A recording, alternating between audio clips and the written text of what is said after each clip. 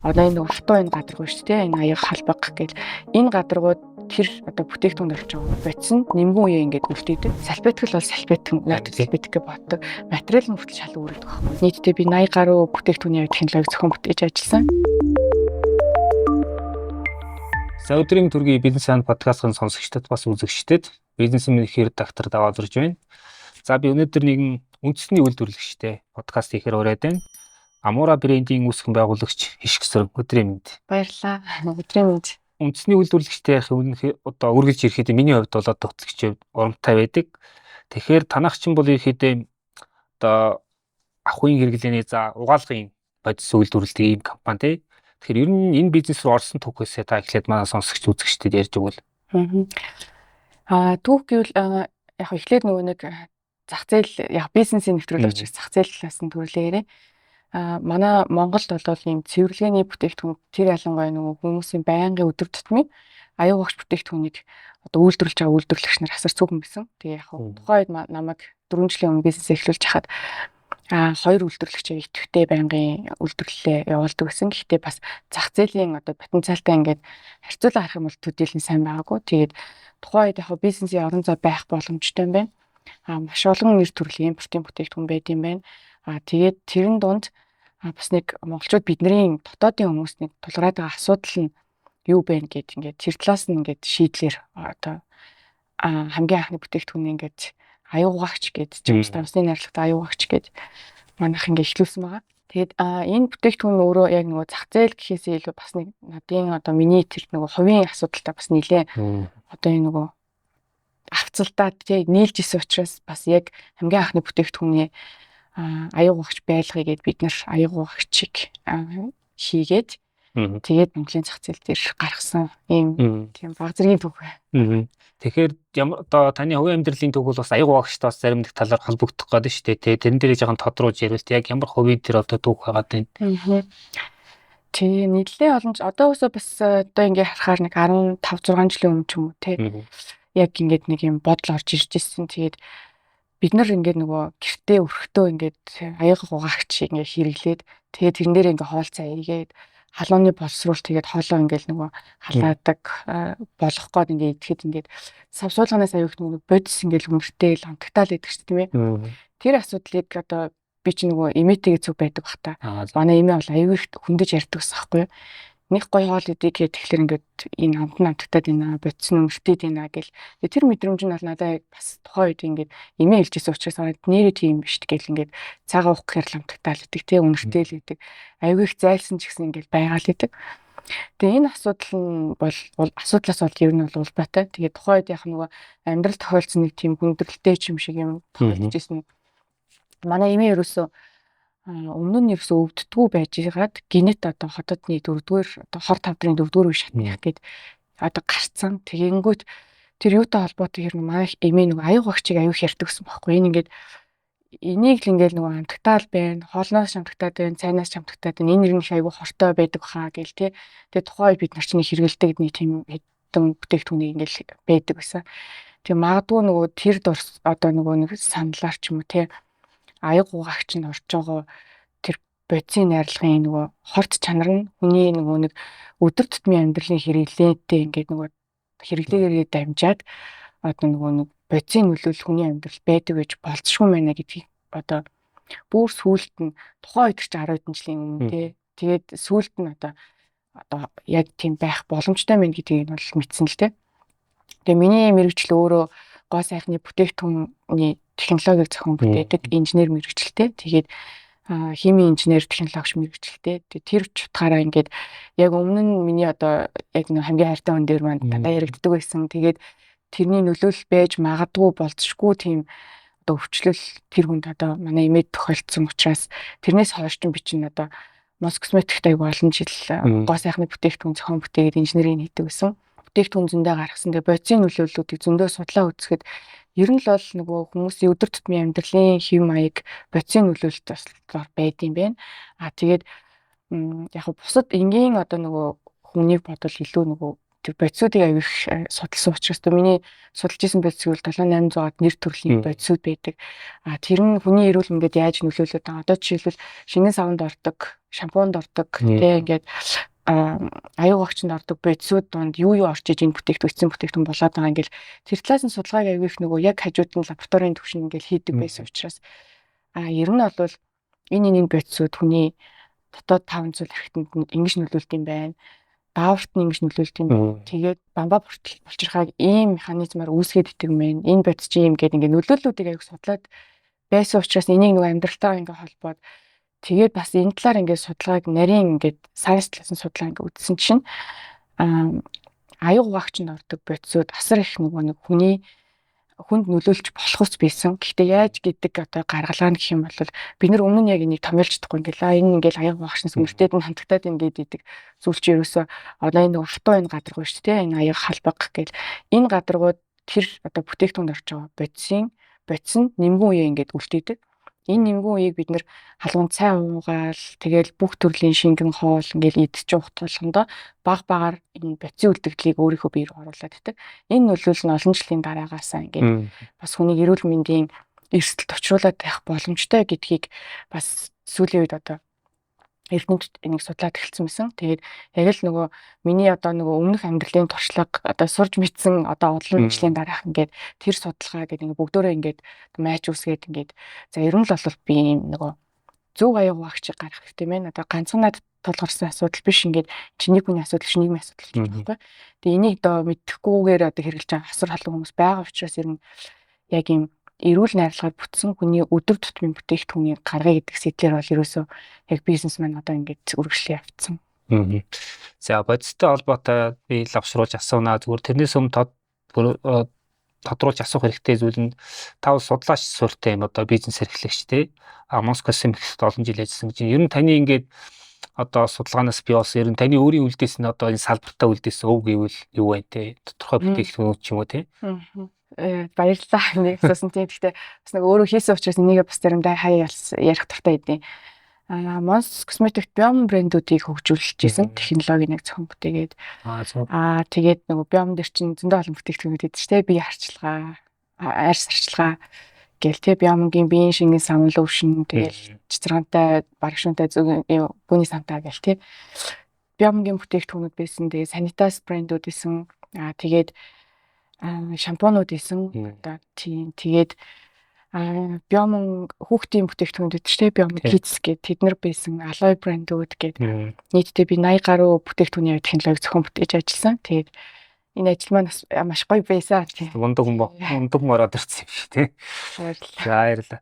За тэгэхээр та түрүү эрүүл орц найрлага гэдээ дурдлаа. Ер нь яг зүгээр энэ ойлголтыг яг зүгээр маркетингийн зорилгоор ингээд маш их ашигладаг юм байдал үгэмэл те. Тэгэхдээ яг та судлаач хүний үднээс манай одоо үзэгчдэд зүгээр энгийн үгээр тайлбарлавал бид нар энэ эрүүл орц найрлага гэдэг ойлголтыг яг яаж ойлгох хэвтэй, яаж хүлээж авах хэвтэй те. Юу ямар хэмжүүрүүд гэдгийг бид нэр хэрэглээндээ энэ талаас бас юу анхаарах хэвтэй гэдэгтэй. Эрүүл гэдэг чинь өөрөө нэг хэмжигддэггүй асуудал шүү дээ. Эрүүл гэдгийг одоо тухайн хүн баг өөрийнхөө ойлголтоор тайлбарлаж болж нэг талаасаа нөгөөх нь одоо ямар имиж бүрдүүлэх гэдэг талаас нь маркетингийн компани зарим нэг ажлууд болчих юм ингээл тий. Эрүүл гэдэг чинь өөрөө нөгөө стандартчлагдаж тий нэг яг ийм зүйлийг гэдэг зүйлийг хүмүүс янз бүрээр тайлбарладаг учраас яг стандартчлагдаагүй учраас эрүүл гэдгийг янз бүрээр тайлбарлал байна л да тий.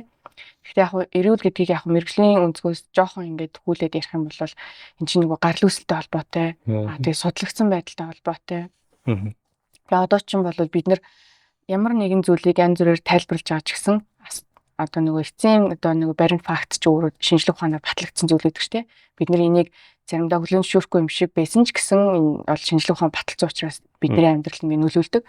Тэгэхээр эрүүл зүйл чинь өөрөө нөгөө гарал үүсэл гэхээр ерөөсөө л нөгөө нэг түүхийн идээс тэгээд тухайн зүйлийг яагаад эрүүл гэж тодорхойлж байгаа юм гэдэг тодорхойллынх нь цаад нөгөө тайлбар нь өөрөө эрүүл гэдгийг бас тодорхойлоод байна. Тэгэхээр одоо яг хамгийн ойрхон жишээ би нөгөө аюул гагч нэрэл ярил л та тий. Тэгээд аюул гагчийг бид нар зарим зүйлийг эрүүл гэдэг. Яг юуг нь эрүүл гэж байгаа юм гэдэг. Тэгэхээр зарим компаниуд за бид нар ийм орцыг оруулаагүй учраас нэг эрүүл гэж байна гэдэг юм тий тайлбарлах. Манай өнцгөөс бол бид нар эрүүл зүйл гэдгийг одоо жишээн дээр тайлбарлах юм бол гадаргуу дээр химийн байц үлдээхгүй гэдэг нь өөрөө эрүүл байж чадчих байгаа. Яагаад вэ гэхлээр одоо аягуугаагч гэд одоо эцсийн нэг бүтээгдэхүүн байлаа гэхэд энэ дотор 27-28 нэр төрлийн ч юм уу бодис ингээ орж иж эцсийн юм шингэн гэлээ хэлбэрийн угаадаг хүүсрүүлдэг бүтээгдэхүүн болчихж байгаа. Тэгэнгүүт энэ дотор орж байгаа тэр асар олон бодисууд нь зарим нь яг энгийн бодис байлаа гэхэд зарим нь бас л нөгөө нэг хатуу бодисууд бай. Тэднэр нь болохоор одоо хүнд нөгөө эрүүл мэндийн нөлөөллийг үүсгэж байгаа. Тэгэхээр тэр олон одоо хортой бодисуудыг халаад гэхдээ бид нар бактерийн вирусыг устгадаг тийм чадварыг ингээд бий болгоод гэхдээ яаж гэхлээр одоо яг технологийн үндсэн дээр суйрлагдаад ингээ орц найрлагыг томьёолоод тэг гаргачихж байгаа. Энийгээ бид нэр эрүүл гэж үзээд байгаа тий. Одоо тэгэд яагаад вэ гэхээр технологи гэдэг ингээ өөрөө ярьж байгаа боловч технологи чи хард өөрөө химийн, физикийн тэгээд биологийн гэсэн яг үндсэн суурь шинжилгээ ухаан өөрөө суурь шинжилгээ ухааны онол одоо тэрний нөгөө нэг томьёолол байж иж технологи бий болдог. Альва ямар нэгэн бүтээгдэхүүн хийгдэг. Тэр чинь өөрөө шинжилгээ ухаан учраас ямар нэгэн шинжилгээг баталдаг. Ямар нэгэн томьёоллыг баталдаг. Тэгээд учир шалтгааныг одоо энэ байж иж юм болно гэсэн юм баталдаг учраас яг энэ дээр таарсан одоо шинжилгээ ухааны хүрээнд технологиг бий болгосон зүйлийг бол бид нэр эрүүл гэж үзнэ. Танай бүтээгдэхүүн Jumps Dabs гэдэг юм орц байдаг. Ерөнхийдөө Jumps Dabs тус манай одоо боломжит түүхийн эдүүдийн нэг те бас олон төрлийн бизнес, олон төрлийн бүтээгдэхүүний орцод ордог. Гэхдээ Jumps Dabs гэдэг бас яг одоо яг судлаач хүний талаас тайлбарлавал энэ нэг ямар учиртай, ямар түүхтэй, ямар одоо судалгааны бааз суурьтай бүтээгдэхүүн те яг хүний эрүүл мэндэд ямар тийм эерэг нөлөөтэй гэдэгтэр Jumps Dabs, нуурын давс өөрөө нөгөө манай монголчуудын хувьд ингээ уламжлалт хэрэглээ гэдгээр илүү хүмүүсийн толгойд төрүүлээ бодох бах те. Тэр бол үнэхээр үнэн. Яагаад уламжлалт хэрэглээ болцсон гэхээр бид нар өмнөх он жилүүдэд бол яг уламжлалт хэрэглээгээр баталж ирсэн. Одоо жишээл ам хамраа салцтай тий хамрыг зайлдаг, амны хүндийг бас нөгөө өвдсөн үед зайлдаг тий. Тэрүүгээр нь одоо болохоор баталж байгаа зүйл нь яагаад энэ давс гэдэг зүйл чи яг энэ дээр хэрэглэгдээд байгаа юм гэхээр давсанд бол натрий болон хлорийн энэ хоёр атом ингээд гол төлөв ингээ агуулгаддаг. Гэхдээ үлдсэн одоо агуулмжинд нь буюу одоо нэг 7-8% нь эрдэс агуулгаддаг. Тэгэхээр энэ байгалийн эрдэс гэдэг дандаа давсанд өөрт нь агуулгачдаг. Тэгээд давс ч өөрөө юм нэг юм аргааж хатаадаг. Тэгээд байгалийн кондишн тэгээд ариутгадаг, цэвэрлдэг гэдэг ихтэй. Тэр нь юундаа илүү байгаа юм гэхээр давсанд өөрт нь агуулгадаг кобальт, манган, зис тэгээд ийм төмрийн агуулмж гэдэг тийм ээ. Эднэр байдаг. Тэгээд эднэр нь болохоор нийлээд хүний одоо салстлаг ам хамар дотор байдаг тэр нэг одоо үүсэж байгаа тэр нэг өрөвслийг дарангуулж ингэж устгаж өгдөг, аргааж татдаг тий. Тэгээ энэ чанар нь өөрөө айгүй их тийм вирусыг ингээд зогсоодог, үжилгүүжүүлдэг, хатаачдаг, харгадаг энэ зүйл нь.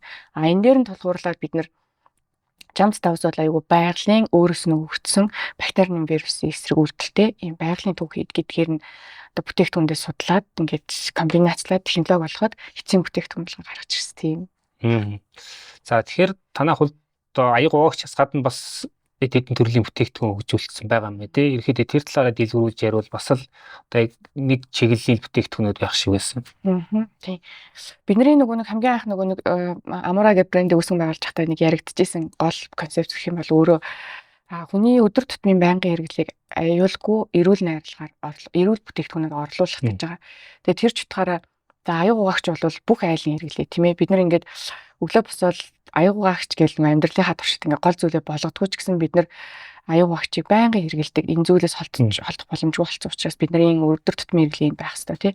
Нэмэх нь бас бид нар хүнсээрээ дамжуулаад бас юуг олж аваад байгаа. Тэрэн дээр нь дараагийн бүтээгдэхүүний бас санаа гарч ирсэн. Тэгээд энэ санаа маань энэ бүтээгдэхүүн маань өөрөө нөгөө Jumps ногоо угаагч гэл бүтээгдэхүүн байгаа. Jumps ногоо угаагч юунаас гарсан гэхээр харьцангуй одоо манай Монголын одоо бүх хүмүүс нэг үе бодох юм бол нарийн ногоо тэгээд Jumps гэх аягүй хэрэгэлдэг болчих.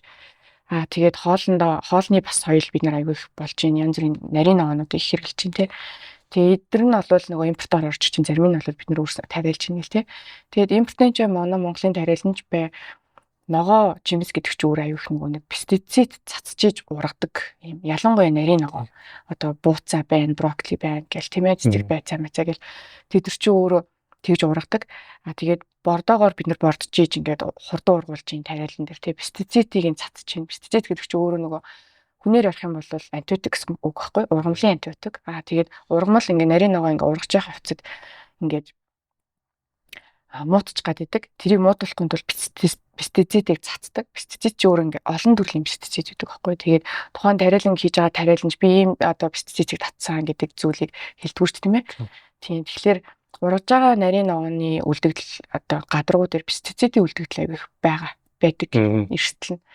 Энэ үлдэгдэл нь өөрөө хүнд авих сөрөг нөлөө үзүүлж байна. За аюу багчаасаа илүү хортой болж байна. Одоо жишээлбэл хүний одоо нөгөө жирэмсэн эмэгтэйчүүдэд урагт хүртэл нөлөө үзүүлж байна тий. Жимс ногоог бүрэн цэвэрлэхгүй пестицидийн үлдэгдэлтэй жимс ногоо идсэн байхад гээл тий. Тэгээд дээрэс нь бид нар чинь нөгөө ногоо хэрэглэхээс гадна эрүүл хэрэглээд цагаан болтгоо ихсэж байна. Тэг хүмүүс нөгөө айл болох нөгөө нэг хоолой хөнгөн жимгээ барих эрүүл байхын тулд аюул нөгөө эрүүл хоолтыг орж тий. Эн чинь өөрөө зөв гэхдээ нөгөө эрүүл хоолтоо бид нар бас маш зөв хэрэгжилж ийж зөв цэвэрлж ийж хэрэглэх нь өөрөө эн чинь эрүүл хэрэглээ болчиход тий. Тэгэхээр аюу сайн нөгөө нэг витамин амин дэмтэй жимс нарийн ногоогоо хэрэглээд идэг. Тэрийг цэвэрлэхгүй байвал бид нар бодисыг бас адилхан идээд байна гэсэн үг байхгүй. Тэгээ одоо сүүлийн жилүүдэд хүмүүсийг ингээд шинжилгээ ингээд өгч явах пестицидийн одоо хордлоготой байна гэдэг зүйлийг аюу хүмүүст хэлж байна. Тэгээ эн чинь өөрөө эрүүл мэндийн хувьд аюу том эрсдэл байхгүй. Тэгээд за жирэмсэн хүнээс гадна тархлаа арай сул байгаа хүмүүст одоо би одоо мэдэгдэхгүйгээр би доторх реакшн уруулыг буруу явуулж чинь тий хавдрын их үсрийг ургуулж чинь ч юм уу тий. Тэгээ нөгөө нэг зүгээр ингээ явагдаж байгаа одоо нөгөө нэг одоо эрэгтэй даавар эмэгтэй дааврыг ингэж өөрчилж чинь дотоод шүүрлийн одоо дотоод шүүрлийн үйл ажиллагааг аюу их ингэж нөгөө нэг сарниулж чинь буруу болгож чинь тэрнээс хамаарат хүмүүс аюу их эрүүл мэндийн асуудал орж байгаа хгүй. Тэгэхээр энэ юун дээр гэхээр бид нар нөгөө заавал өвдөлтөө ч юм уу тий эсвэл мэдхгүйгээрээ буруу хэрэглээд мэдхгүйгээрээ асуудлуудыг ингээ нийгмээсээ ингээ аваад нэм биш нөгөө эргэн тойрноос аваад иж болохгүй маань. Тэгэхээр эрсдлүүдтэй байгаа зүйлээ ингээд зөв цэвэрлж хэрэглэх хэрэгтэй гэдэг утгаар бид нар жим сугаагчийг бол зайлшгүй гаргасан. Тэгээд жим сугаагч бол Монголын зах зээл дээр ерөөсөө манайхыг гаргахаас өмнө ямар ч жим сугаагч байгаагүй. Импортынч бай, дотоодынч бай. Гэхдээ байсан нэг тийм одоо борлуулалтын нэг сувг гэх юм бол нөгөө амнаас ам руу амнаас аманд буюу нөгөө нэг хэрэглэгчээс хэрэглэгчүү ингээд зарагдчихсэн. Ялангуяа ийм нөгөө сүлжээний бизнесүүд Монголд байдаг шүү дээ. Ингээд пирамид байдлаар ингээд сүлжээ явдаг. Тэр бизнесүүд аяг их жим сугаагчийг зарж байсан. Тэгээд тэр нь бол нийт түгээгдсэн биш. Одоо хин нэгэн хүн дэлгүүр рүү гараад жим сугаагч авах боломжгүй. Заавал тэр сүлжээнд нэлсдэг ч юм уу те. Эсвэл нэг сүлжээний хүн болж малж тэрийг ингээд авдаг. Эсвэл аягүй үнэтэй үнээр авдаг. Тэр зарж байгаа жим сугаагч аягүй үнэтэй байдаг гэх те. Тэгээд аягүй тийм хомсдмол байсан гэсэн хэрнээ бидний хэрэглээнд зайлшгүй байдаг байх ёстой. Тэгээ гадныхан бол энийг ч юм бол аль үжээний аюу их өргөн дэлгэр аюу багч хөвшсөн. Тэгээд ер нь бол бид нар жимс багч гаргасан. Дараагийн нэг бүтээгдэхүүнийг хальт товч ярьчвал тэгээс сохчихсан тэр мөн. За тийм. Эмэгтэйчүүд чигээс нэг бас нэг юм төрлийн бүтээгдэхүүн байгаа тийм. Тэр нь бас ямар шалтгаанаас бий болсон бас нэг юм эмэгтэйчүүдээс тодорхой асуудлыг шийдэхэд бас чиглэсэн юм шиг л шүү дээ. Эмэгтэйчүүдийн notice bit гэж байдаг. Family vibes гэдэг. Энийг бол маш ихээр хэрэгэлдэг болсон ер нь сүүлийн жилүүдэд. Тийм манад бас л айгүй цөөхөн хэрэглээ. Одоо нөгөө зарим нэг хүмүүс л хэрэглэсэн. Яг жим сугаагч гэдэг шиг эмэгтэйчүүдийн notice bit бас эмэгтэйчүүдэд бас байх ёстой зүйл. Юунаас улбаатай байдаг вэ гэхэлэр нөгөө за яг бид нар нөгөө ингээл 0-д ороод бийцсэн ийш тийш аяллаар явна хөдөө гадаа явна тэгээд ингээд өдөр тутамдаа ажиллаа хийж байгаа л 0 орно гэл те ингээд энэ болгонд чинь зүгээр бид нар заримдаа бол 0-ын засаг хэрэгжилж байсан. Одоо сүүлийн нэлийн 10 жил бол энгийн зүгээр notice bit-ийг хэрэгжилж байна те. Энэ зүйлүүд чинь яг эмэгтэй хүмүүс биднэрт чинь яг зөв хэрэглэх биш байгаад тийм ээ. Тэгээд тэгэхээр эмэгтэйчүүдийн хэсэг гэдэг чинь өөрөө нөгөө арьс биш салцдахгүй. Салцлаг зүрлэлээдэг. Тэгээд энэ зүйл чинь өөрөө аюух нөгөө нэг юм бактерийг үржүүлж идэг нэг юм нойтон салцлаг ийм зүйл учраас энийг зөв одоо арчдаг, угаадаг, цэвэрлдэг юм хэрэглэснээрээ энэ хүн өөрөө одоо тэр зүйл чинь нөгөө нэг pH-ийн түвшин яг зөв байдаг. Нөгөө нэг энгийн зүгээр нөгөө нэг юм нойтон салбетгүүд ч өөрөө нөгөө юм хатуу гадаргуур ч юм уу ямар нэгэн гадаргууг өөр биетийг тий ингээд эсвэл нэг арьс марсыг арчхад бол болдог. Яг салцтыг очиод арчхалаарэ эн чинь нөгөө pH-ийн төвшингийг алдагдуулаад одоо эрэгтэй ч эмэгтэй ч байд энэ нөгөө нэг зүйл чи өөрөө нөгөө хэсэг чинь өөрөө хэлбэрийн хувьд өөр хэрнээ бүтцийн үед яг адилхан эрэгтэй хүн ч гэсэн салцлаг эмэгтэй салцлаг гэхдээ хэлбэр нь өөр.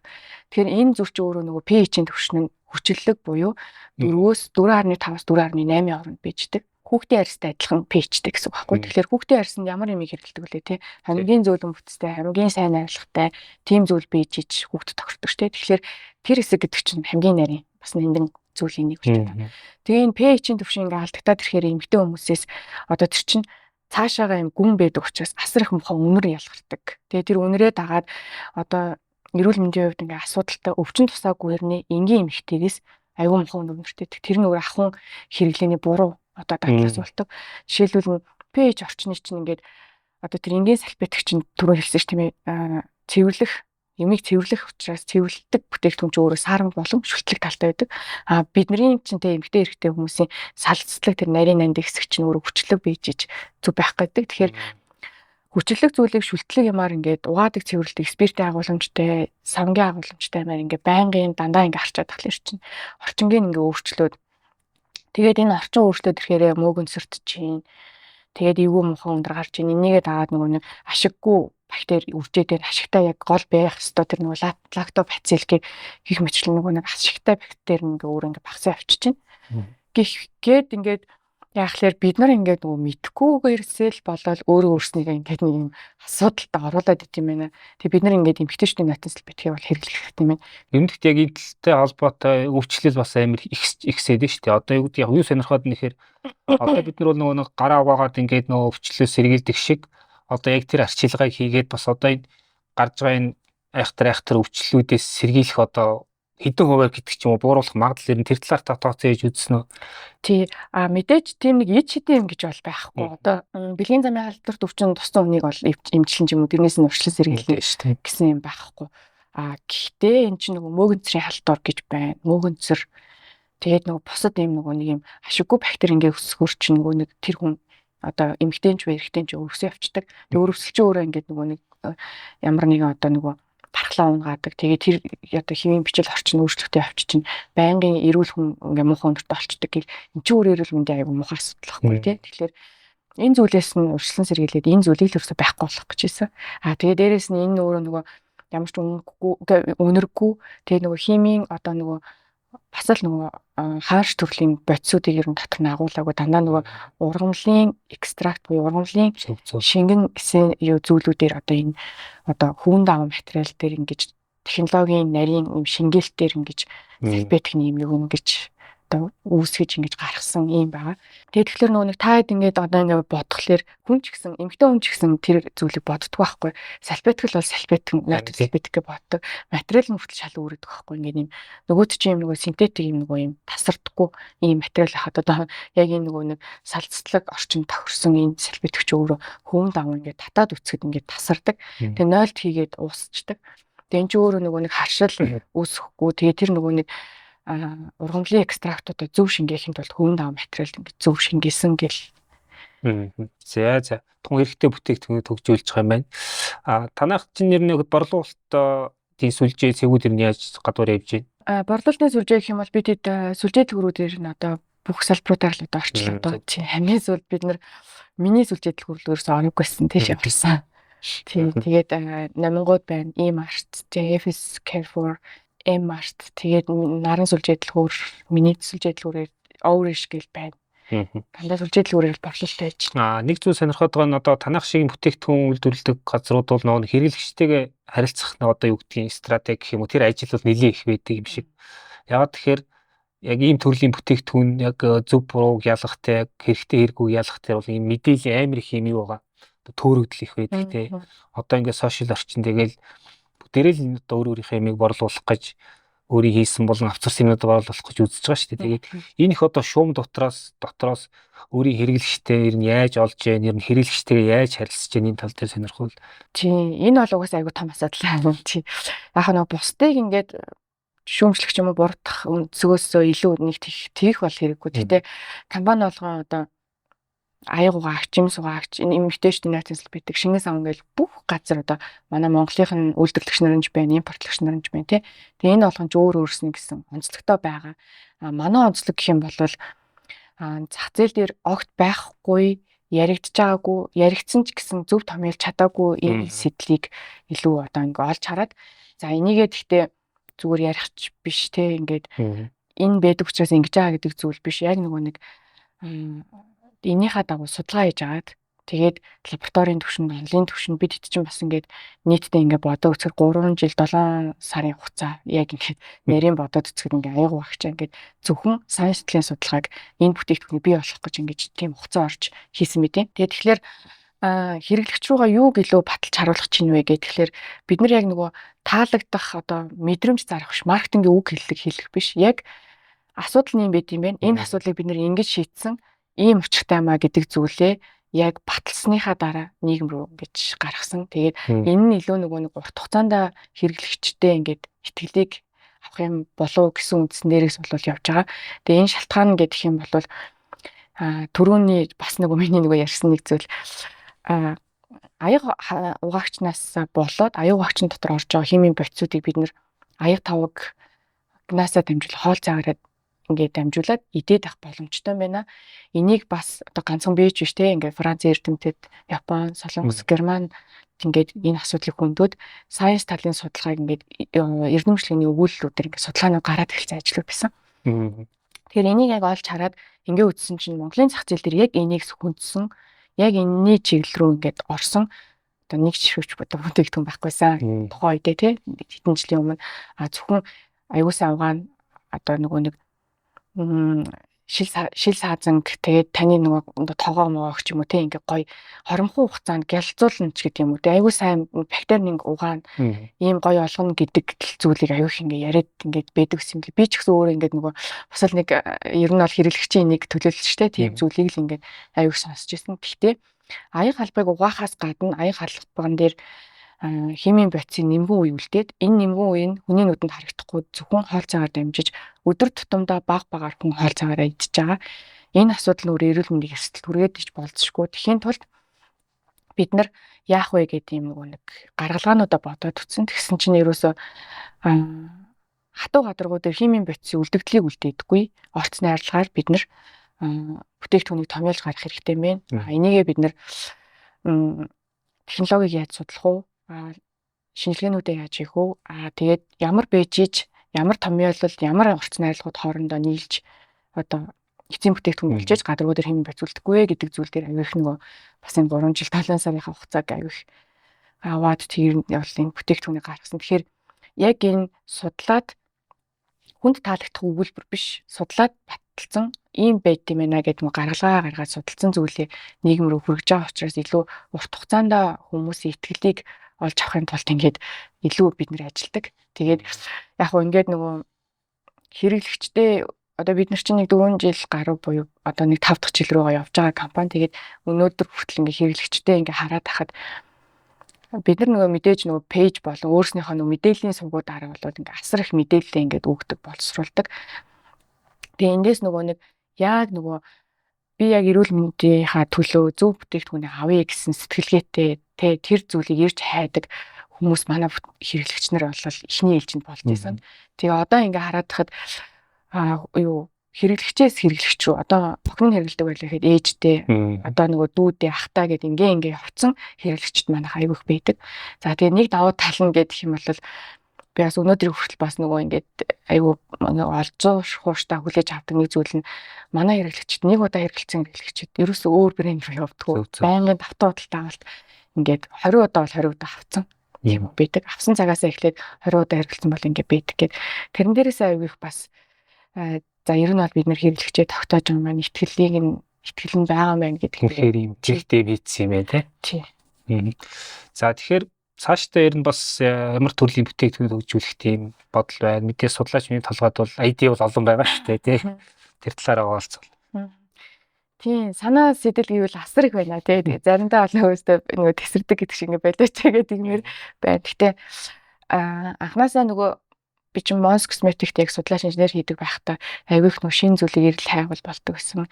Гадагшаад төгшөө аян тентх унших харах юмнуудаас тэгэд нэг тийм нэг дадал суудсан ч юм айгүй гоё юм байсан л да. Тэгээд тэр утгаараа ингээ ажиллаад ингээ явчихъя гэхэлэр яг өөрөө хийж байгаа жижиг бизнес дээр ингээд за энэ айгүй гоё юм байна шүү дээ. Ингээ хийгээд үзье, зах зээлээ судлаа, боломжоо үзье гэл ингээд хийчих гэхээр тэрнийгээ дагаад айгүй хөрөнгө мөнгө ордог тий. Сапаглаалын түгээд мэд тэгэл тэрий чин зах зээл рүү хийн. Тэгээд батлахын тулд одоо энгийн юм хийж гаргах айгүй их нарийн судалжиж гаргах хэрэгтэй байдаг учраас тэр болгоно нөгөө нэг ботсон санаагаа ингээд зах зээл рүү нэвтрүүлээ бүтээгдэхүүн болгоод ээж болж чаддгүй. Тэгээ яг нэг юм уул суурьтай маш чанартай хэлсэндээ хүрдэг брендийг бий болгохын тулд яг нөгөө нэг чанартай хэдэн өнцгөө бариад тэрийгээ болвол аягүй их хангалттай зах зээлэд хэлхийг л бол бодож байна. Тэгээд өсрөнгүүгээр дахиад нэг 4-5 бүтээгдэхүүн дараагийн бүтээгдэхүүнээ гаргана гэхээсээ илүү одоо энэ гаргацсан байгаа бүтээгдэхүүний илүү зах зээлэд хэлэхтэр илүү одоо нөгөө толгойд ирэхээ гашлагж байна. Энэ чинь өөрөө нөгөө аягүй том ажил байт юм байна. За тэгээд дараагийн бодож байгаа зүйл гэвэл мэдээж яг энэ хүний одоо өдөр тутмын байнгын хэрэглээр илүү их орохыг бодож जैन. Тэгээд анхнаасаа л бодож исэн нэг зүйл гэвэл бие харчилгаа болон үс харчилгааны зах зээл рүү ингээд гоё системтэйгээр маш сайн бүтээгдэхүүнээр орё гэж боддог. Тэгээд тэрнийхээ судалгааг одоо хийгээд явж байна. Тэгээд бодсон сансан юмнууд бол байгаа. Тийм үс харчилгаараа бол одоо орохыг илүү зориулж байна. Тэгэхээр та бол нэг талаас одоо судлаач одоо бол гэхдээ яг бизнесмен болж ажиллах гэдэг шүү дээ тий. За ер нь ингээд 4 жил боллоо гэж байна. Үйлдвэрлэл явуулаад тодорхой хугацаа өнгөрлөө. Ер нь үйлдвэрлэгч байх, ялангуяа үндэсний үйлдвэрлэгч байх ямар юм тэгээд.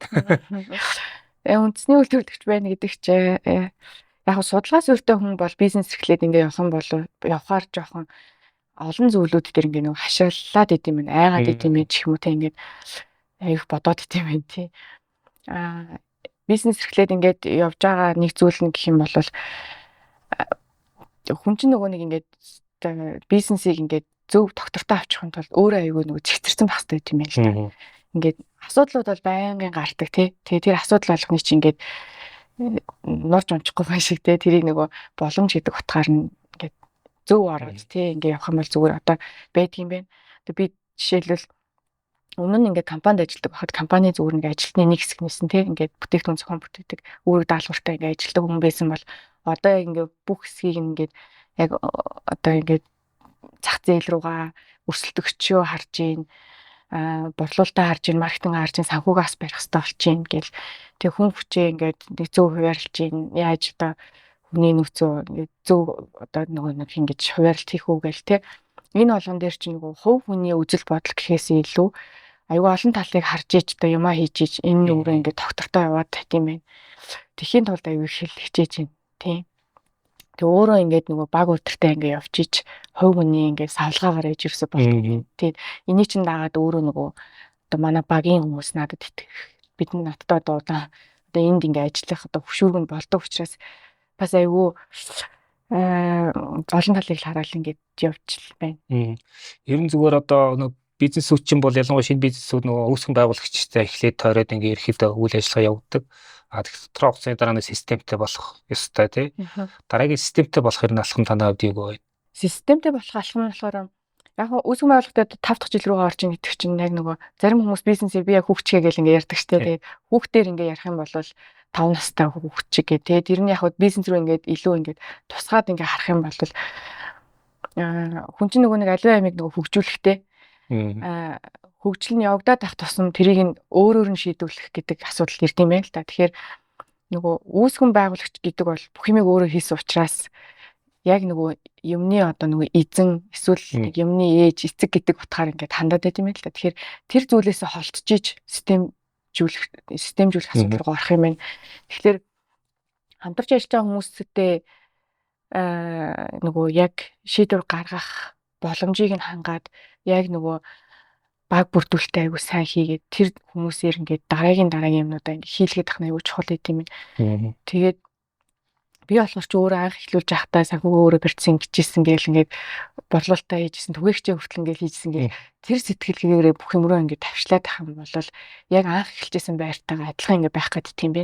Тэгэхээр надаас гадна манай багийнхаа одоо бид нар чинь 12 л тий тэгээд надаас гадна 11 хүний толгой оролцож байж ич тэр хүмүүсийн шийдвэр ингээд нөлөөлөх байж ич энэ өөрөө ингээд зөв манай компани яг ингээд үзэл бодлоор зорж байгаа зүйл рүү ингээд явах юм байна. Тэгэхээр нэг хүний асуудлыг бол аюул сайн зөв салгаад тэр хүмүүсийг ажил хийхэд нь одоо нөгөө одоо нэг нөхцөл нь хангалтна гэдэг юм уу тийм байлгаж ижил одоо систем зөв явт юм байна.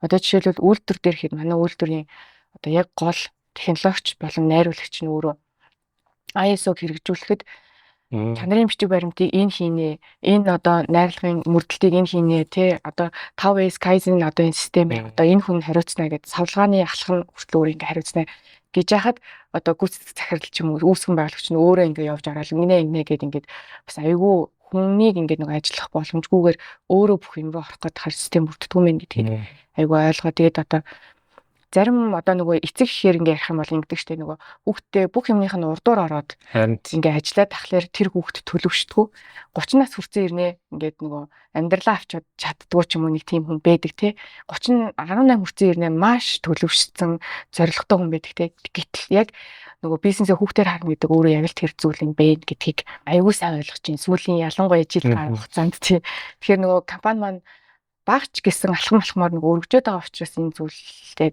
надад ингээ бодит дээр харагдаад тах шүү байна. ISO танах нэвтрүүлсэн эсвэл нэвтрүүлж байгаа гэсэн үг. Бид хэд чанарын тохирлын гэрчлэгээр бүх бүтээгдэхүүнээр ингээ явдаг. Тэгээд органик гэрчлэгээ ингээ авцсан. Тэгээ улирал тутмын одоо нөгөө нэг серийн дугаарын шинжилгээгээр явдаг. Одоо бид нар ISO 9001-ийн үйлдвэрлэл дээр ингээ авах гад төслөө эхлүүлээ авцсан. Тэгээд багаас ажилчдаасаа ингээд төлөөл гаргаад ингээд жижиг төсөл болгоод би тэд ISO-го эхлүүлчих. За баярлалаа. Сонирхолтой яриа боллоо. Баярлалаа. Подкаст өндөрлөе гэж бодож байна. Тэгээд подкастын зөвсгөлд явах гэсэн надад зөвхөн төрсэн бодол бол танах бас ийм байгууллагын зах зээл дээр бас айгүй гоё бүтээгдэхүүн болж орж ирэх боломжтой. Одоо юу гэдгийг уул уурхайн компани томхон аж ахуйн нэгштэй. Одоо эрүүл ахуй тэр талын юмда санаа тавьдаг салбарууд ялангуяа хориокээс санаач гэдэг юм уу. Тэр төрлийн хүмүүст сонирхолтой явах чулаа. Ер нь танахтаас яаж хамтарч ажил болох гэдэгтэй та мэдээлэл хоёлаа тэгээд подкастаа өндөрлөе тийм ээ. За тэгээ хэвээ яг боломжтой гоё туслахуйц асуултыг асуулаа тий.